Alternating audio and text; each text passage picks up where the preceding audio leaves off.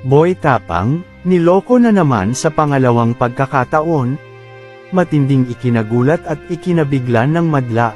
Nausap-usapan ngayon at tila hindi pa rin matapos-tapos ang mga issue patungkol sa buhay sa isang sikat na vlogger na si Ronnie Suan alias Boy Tapang. Kamakailan lamang ay viral sa buong social media ang dalawang vlogger na sina Boy Tapang at Cherry White.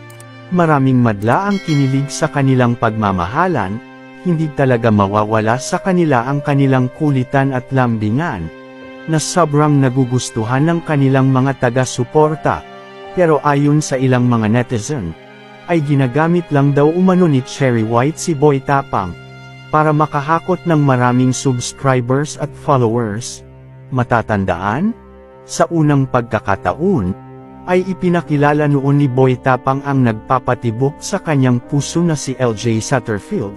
Sa una ay masayang-masaya ang kanilang pagsasama, at umabot pa ito sa programa ng KMJS.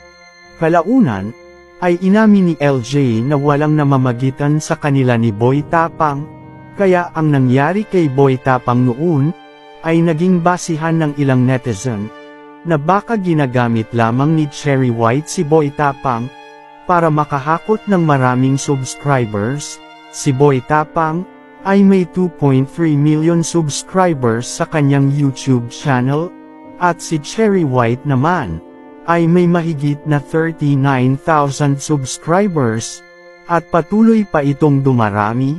Samantala, si Boy Tapang, ay halos isang buwan nang hindi nakapag-upload sa kanyang YouTube channel, at ang kanilang mga vlogs, ay doon nila ina-upload sa YouTube channel ni Cherry White. Ikaw, ano ang masasabi mo sa usaping ito? Ibahagi ang iyong reaksyon sa comment section.